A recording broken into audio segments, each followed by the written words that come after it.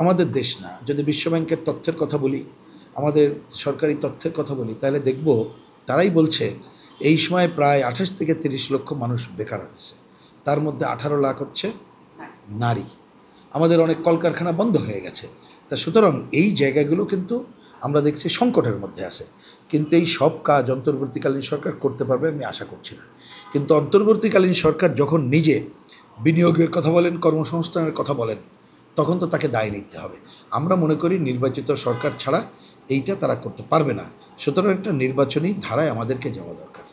আমরা আরও লক্ষ্য করলাম এই সরকার তার এখতিয়ার বহির্ভূত, এমনকি সংস্কারের মধ্যে নাই। করিডোর দেওয়া, বন্দর লিজ দেওয়া, অস্ত্র কারখানা করতে দেওয়া, আমাদের স্টারলিংককে ওয়াইফাই দেওয়া। কেউ মনে করতে পারে তো ভালো খবর। ভালো খবর কিসের হয়? ওয়াইফাই কি গরিব মানুষ ব্যবহার করতে পারে? স্টারলিংকের পারবে না। আর সবচেয়ে বড় ব্যাপার, স্টারলিংক পৃথিবীর যেসব দেশে গেছে আমরা দেখি সব জায়গায় তারা সাম্রাজ্যবাদের স্বার্থ রক্ষা করছে। সর্বশেষ ইরান যুদ্ধে দেখবেন বলা হলো ওইখানে ফ্রি ওয়াইফাই সবাইকে দিয়ে দাও, যাতে করে ইরানের মানুষের কে কোথায় আছে সেটাকে চিহ্নিত করতে পারে। তো সুতরাং এইগুলো তো আমাদের দেশের স্বার্থ পরিপন্থী। সুতরাং বলেছে এটা এই সরকারের দায়িত্ব না। এখতিয়ার বহির্গতভাবে অনেক কাজকে সে মিলিয়ে নিয়েছে, সেটা সংকট তৈরি করছে। এমনকি এই সরকার প্রথমেই বলল তাকে নাকি নিয়োগ দিয়েছে ছাত্ররা, এইটা নাকি মেটিকুলাস ডিজাইনের অংশ। আমরাই তো জনগণ গণঅভ্যুত্থান করলাম, তাহলে কোথায় ডিজাইন? তাহলে সেটা আমাদেরকে জানাতে হবে। এইখানে রাজনৈতিক দলগুলোকে আস্থায় নিয়ে চলতে বলা হয়েছিল, তাহলে সবাইকে নিল না, বিশেষ দলকে এবং বিশেষ গোষ্ঠীকে আস্থায় নিয়ে তারা চলছে। অর্থাৎ সরকার নিজেই এই সময় যেভাবে রাজনৈতিক দলগুলো আন্দোলনকারী শক্তিকে আস্থায় নিয়ে গণঅভ্যুত্থানের আকাঙ্ক্ষা বাস্তবায়নের জন্য যেটাকে করতে পারত, আমরা দেখি সেই ক্ষেত্রে তারা যথাযথভাবে করতে পারেনি। কিন্তু এত সবের পর আমি আশা করব এই যে আমরা গণঅভ্যুত্থানের বর্ষপূর্তিতে নানা ধরনের কর্মকাণ্ডের মধ্যে ঢুকে পড়ব, আমাদের দল, আমাদের গণসংগঠন, দেশের মানুষ ঢুকবে, এই সময় আমরা আশা করব অন্তর্বর্তীকালীন সরকার দায়িত্বশীল আচরণ করবে। তারা এই সময় নিজেদের একটু রিভিজিট করবে।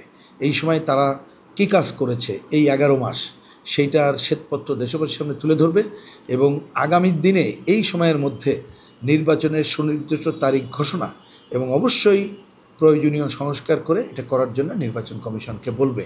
এইটুকু যদি করতে পারি এবং আমাদের শহীদদের পূর্ণাঙ্গ তালিকা করে তাদের মর্যাদা দান, আহতদের সুচিকিৎসা এবং তাদের মর্যাদা দানের কাজ যদি করতে পারি এবং গণতন্ত্রের পথে অগ্রযাত্রার কাজটা যদি করতে পারি, তাহলে বোধহয় বর্ষপূর্তি আমরা ইতিবাচকভাবেই পালন করতে পারব।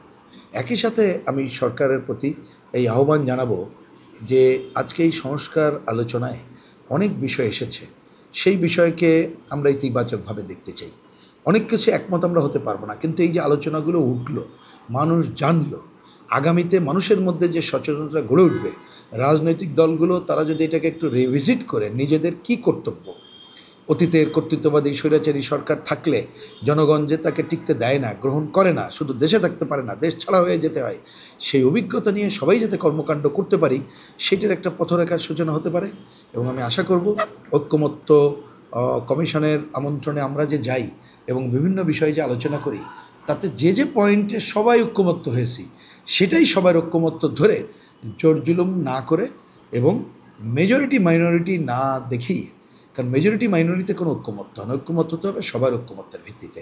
সেইটুকে গ্রহণ করেই আমরা চলার কথা যদি এই জুলাই মাসের ঘোষণা দিতে পারি, তাহলেই সেইটাকে আমি এক ধাপ অগ্রগতি হিসাবে দেখতে পারি এবং গণঅভ্যুত্থানের আকাঙ্ক্ষায় দেশ গড়ার পথে চলাকে আমরা একটা পজিটিভ ধারায়, ইতিবাচক ধারায় চলা হবে বলে আমরা মনে করি।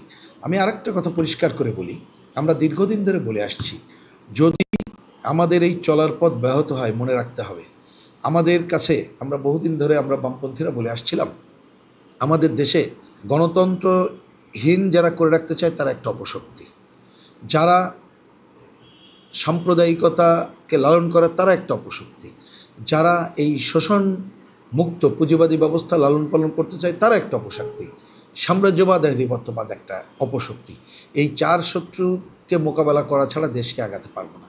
তা আমরা এবার যে স্লোগানে গত এক যুগের বেশি সময় ধরে আমরা আন্দোলন করছি, স্লোগান হচ্ছে দুঃশাসন হটাও, ব্যবস্থা বদলাও, বাম গণতান্ত্রিক বিকল্প গড়ে তোলো। আমরা দুঃশাসককে হটালাম, এখনও দুঃশাসন হটাতে পারিনি, কারণ ব্যবস্থা বদলের সংগ্রামকে আমাদের অগ্রসর করে নিয়ে যেতে হবে এবং গণতন্ত্রের পথে ওই কাজটা যদি না করতে পারি, তাহলে বাংলাদেশে নিরঙ্কুশ গণতন্ত্র আমরা আশা করতে পারবো না। বরঞ্চ মনে রাখতে হবে আমাদের দেশকে দীর্ঘমেয়াদে আরও গণতন্ত্রহীনতায় ফেলে দেওয়ার জন্য অপশক্তি প্রচেষ্টা চালাতে পারবে। দীর্ঘদিনে অগণতান্ত্রিক শাসনে বেড়ে ওঠা অপশক্তি আছে। আর সবচেয়ে বড় বিষয় হচ্ছে ভূ রাজনৈতিক কারণে আধিপত্যবাদী এবং সাম্রাজ্যবাদী শক্তি বাংলাদেশের উপরে তারা নানাভাবে প্রভাব বিস্তার করতে চায়। সুতরাং আমরা যদি নিজেদের ঐক্যতান বজায় রেখে গণতন্ত্রের পথে ঠিকমতো হাঁটতে না পারি, তাহলে এই অপশক্তি বাংলাদেশকে আর একটা খাদে ফেলানোর চেষ্টা করবে। সেইটা আমরা কোনোভাবেই করতে দিতে পারি না। কারণ মুক্তিযুদ্ধের বাংলাদেশ দীর্ঘদিন অনেক কিছু করতে পারেনি। 90-এর গণঅভ্যুত্থান সংগঠিত করেও আমরা সুফল পাইনি। 24-এর গণঅভ্যুত্থানেরও আকাঙ্ক্ষা যদি বেহাত হয়ে যায়, তাহলে অপশক্তিগুলো সুযোগ নেবে, যেটা বাংলাদেশের কোনো সচেতন মানুষ আমরা করতে দেব না। আমরা জনগণকে আহ্বান জানাবো, তারা সচেতনভাবে সংগঠিত হয়েই সকল অপশক্তি রুখে দাঁড়িয়েই 24-এর গণঅভ্যুত্থানের আকাঙ্ক্ষা বাস্তবায়নের পথে এগিয়ে যাবে।